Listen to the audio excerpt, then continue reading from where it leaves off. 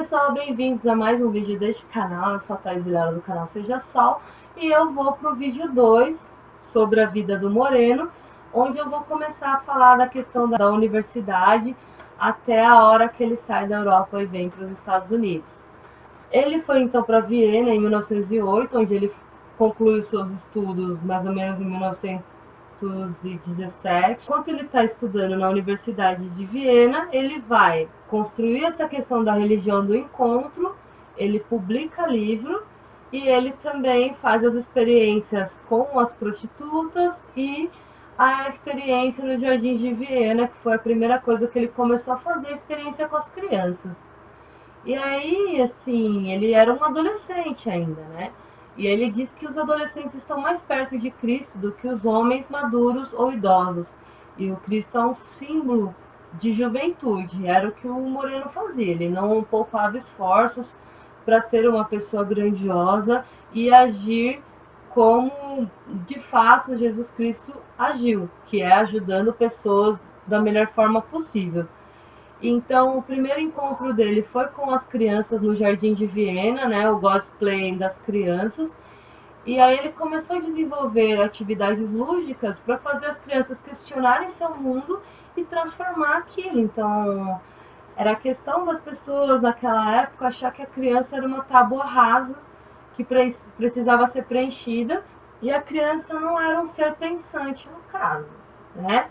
Então ele diz que queria dar para as crianças a capacidade de lutar pela espontaneidade e pela criatividade contra os estereótipos sociais contra robôs, que era a questão das pessoas que quererem que a criança agisse que nem robozinho. Inclusive as vestimentas das crianças eram muito parecidas com as vestimentas dos adultos, além de não ter muitos brinquedos assim para as crianças como a gente tem hoje.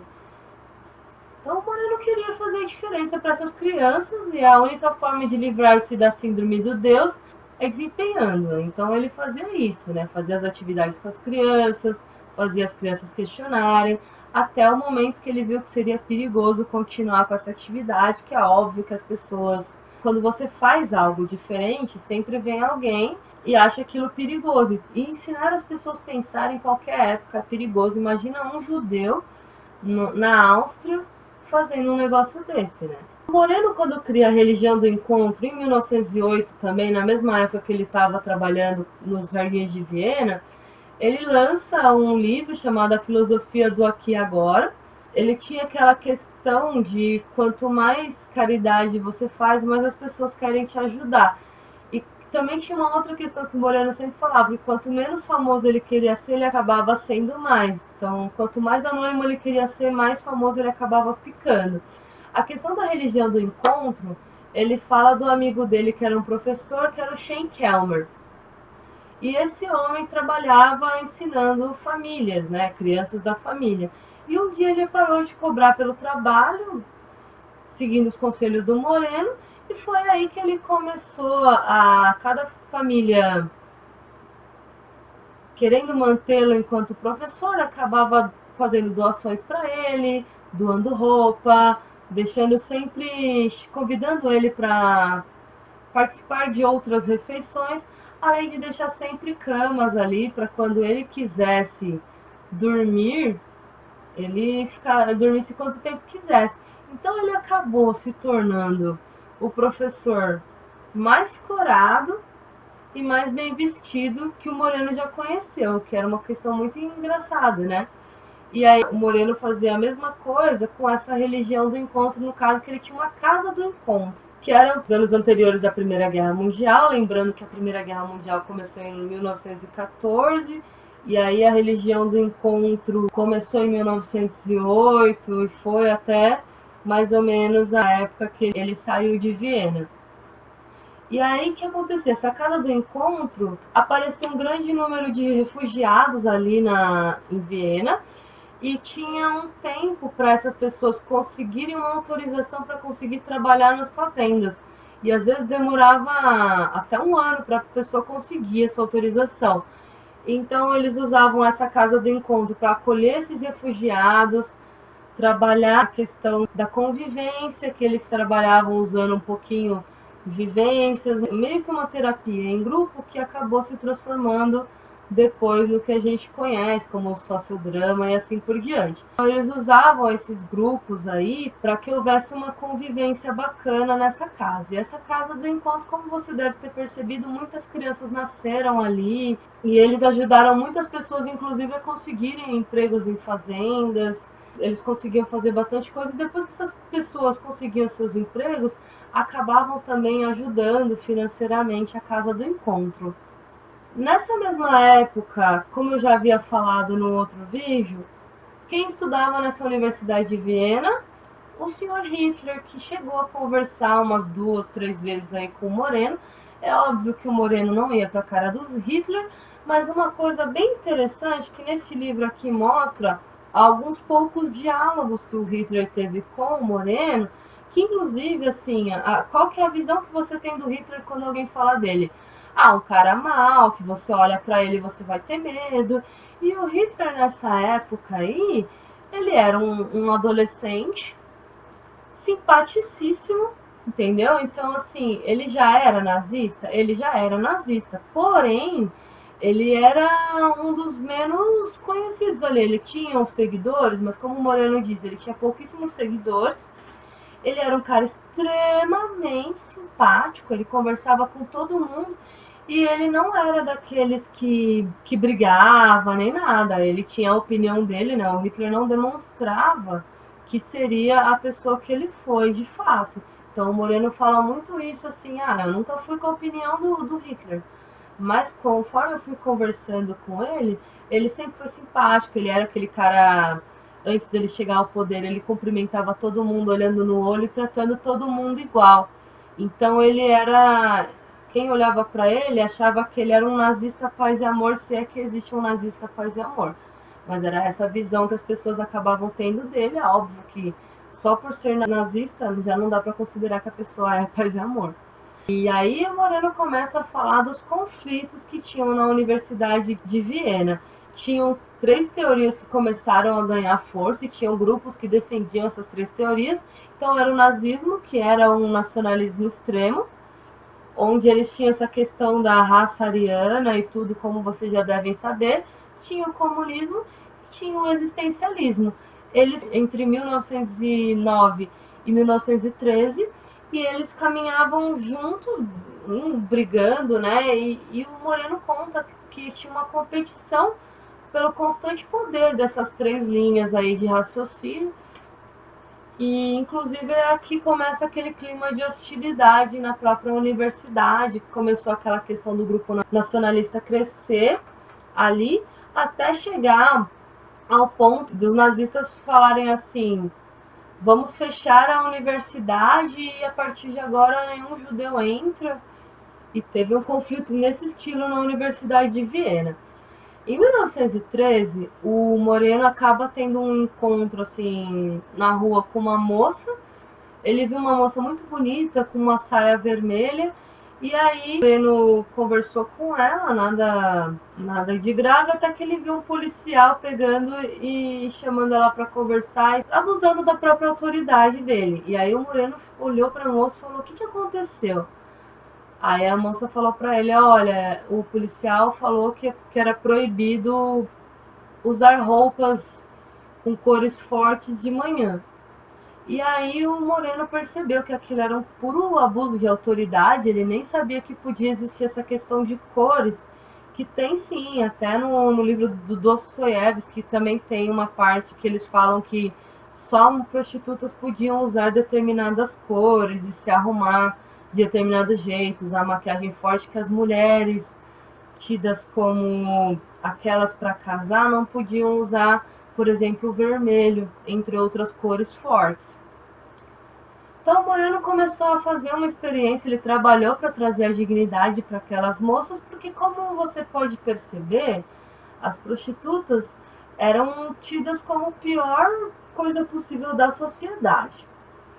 E elas aceitavam essa condição, então elas sempre eram alvo de violência gratuita das pessoas, presas devido a acusações infundadas, falsas acusações de terem DSTs dos clientes, mas ao mesmo tempo que elas eram acusadas, os hospitais recusavam o tratamento delas, então mesmo se elas tivessem alguma doença, os hospitais se recusavam a tratar.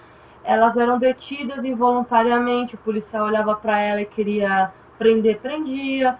Elas eram importunadas pelos guardas por usarem roupas provocantes, como eu mostrei no exemplo. Elas engravidavam e acabavam colocando seus filhos em orfanato, escondendo seus verdadeiros nomes para que essa criança não tivesse problemas no futuro. E elas iam lá como se fossem tias bondosas daquelas crianças. Aí, após o momento que o Moreno começou a trabalhar com elas, começou a trabalhar com grupos de encontro, onde ele falava sobre prevenção a DSTs, onde ele chamou médicos, conseguiu chamar um advogado para defendê-las, porque ninguém queria defender a causa delas, e ele acabou trabalhando de uma forma terapêutica, trabalhando em grupos sempre para fazer com que elas tivessem melhores condições aí para serem tratadas como seres humanos. Aconteceu que num determinado momento elas tiveram um encontro, um grande encontro de prostitutas para realizar uma atividade de terapia em grupo, e aí as puritanas, os policiais forçaram a entrada lá, acabaram impedindo do evento continuar por conta do preconceito, mas mesmo assim essas mulheres conquistaram bastante coisa, inclusive o direito de serem tratadas em hospitais. E isso foi muito interessante porque essas experiências fizeram o Moreno, que foi o criador, né, do psicodrama. Então, o curso de medicina é a Primeira Guerra Mundial. Então, o Moreno denuncia vários médicos que faziam piadas judias. Era muito comum fazerem piadas com os judeus ali. Os judeus eram hostilizados o tempo inteiro. E ele também mostra, né, que a psiquiatria só classificava as doenças mentais e eles não se preocupavam em tratar, que é a questão que você pode ver em vários filmes aí dessa época, que mostra os psiquiatras fazendo tratamentos extremamente cruéis com essas pessoas que tinham doenças mentais, sejam elas quais forem. Ao invés de tratar, essas pessoas ficavam piores e acabavam morrendo ali.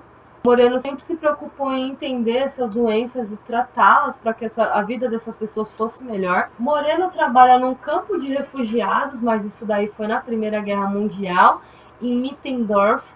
Então os habitantes eram austríacos que falavam o italiano e os alemães não se mostravam nem um pouco tímidos de expressar seu desprezo ariano pelos italianos. Ou seja, eles não só não gostavam dos judeus, como todo mundo que não fosse da raça ariana.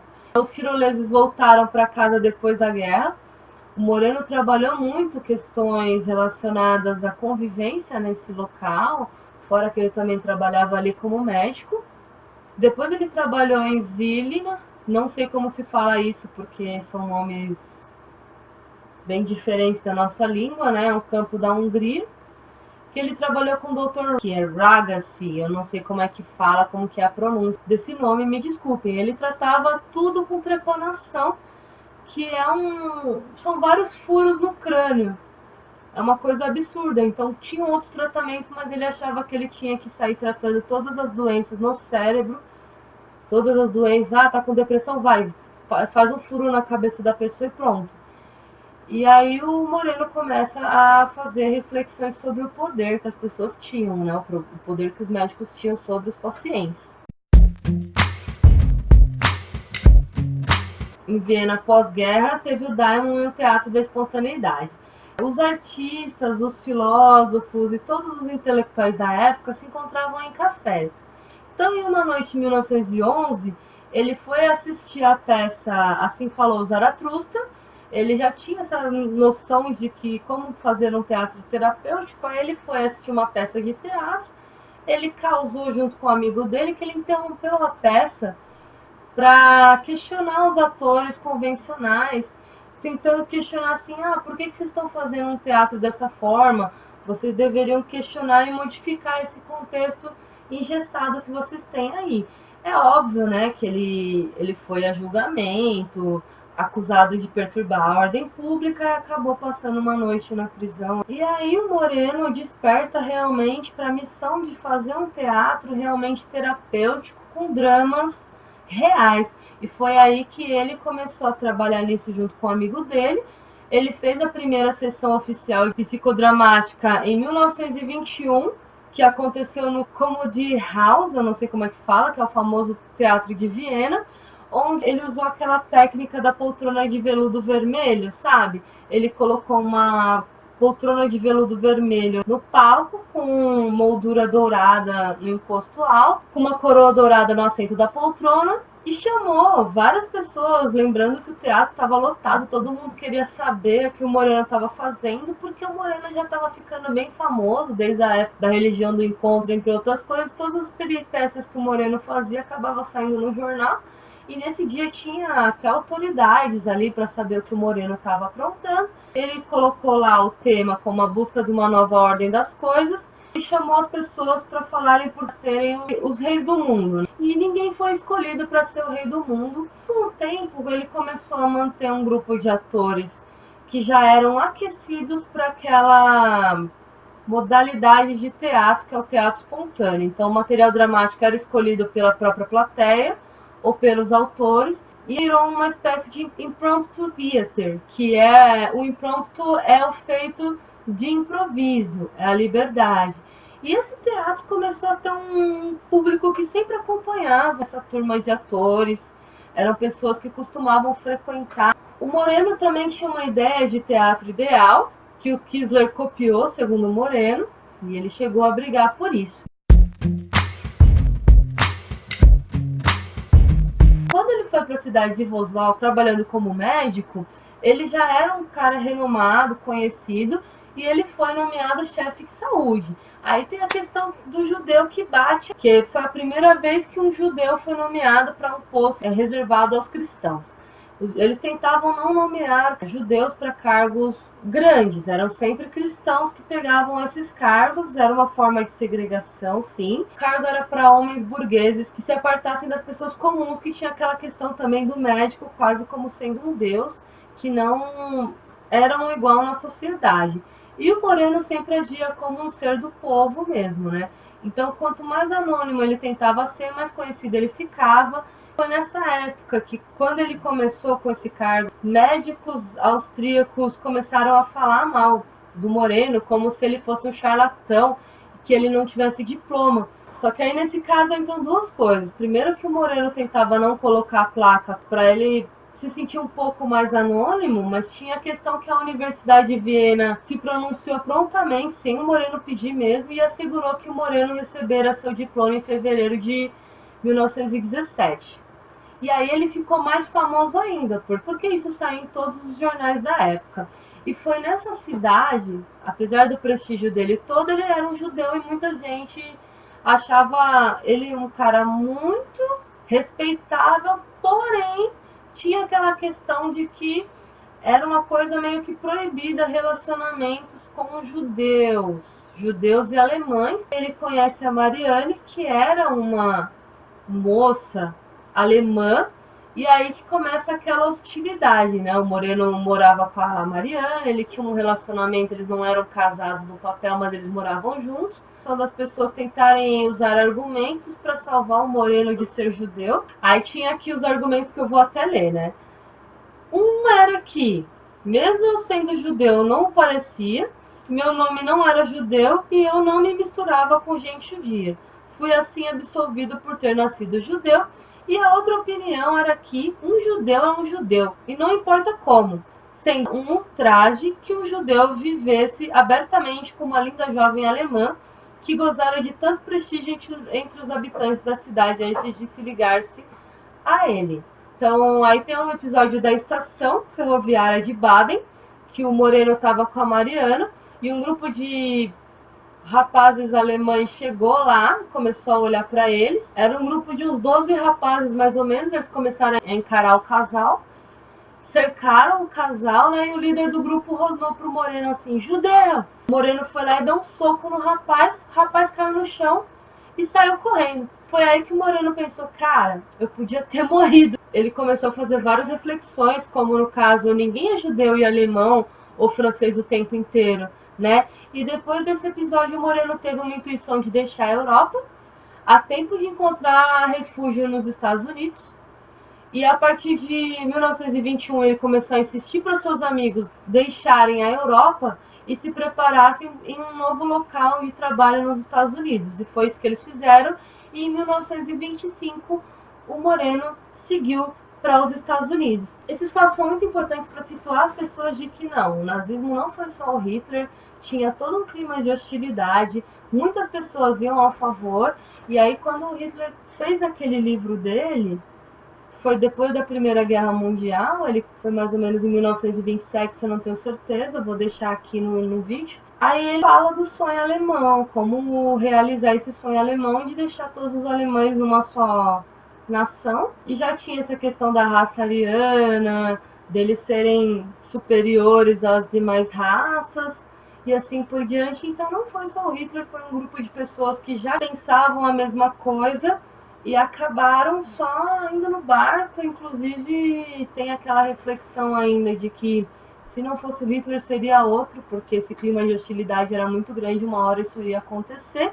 E tem uma outra questão que o Moreno pensou assim, ainda bem que eu tive esse relacionamento com a Marianne, porque se eu não tivesse me envolvido com uma moça alemã, talvez eu não tivesse percebido a necessidade de mudar de local, porque eu estava correndo risco de vida. E é isso, pessoal. Espero que vocês tenham gostado. Não percam o próximo vídeo que vai falar do Moreno nos Estados Unidos até a sua morte. Tá bom? Tchau, tchau, gente. Até o próximo vídeo. Beijão. E não se esqueçam de curtir, de se inscrever e passar para o maior número de pessoas possível. Fui!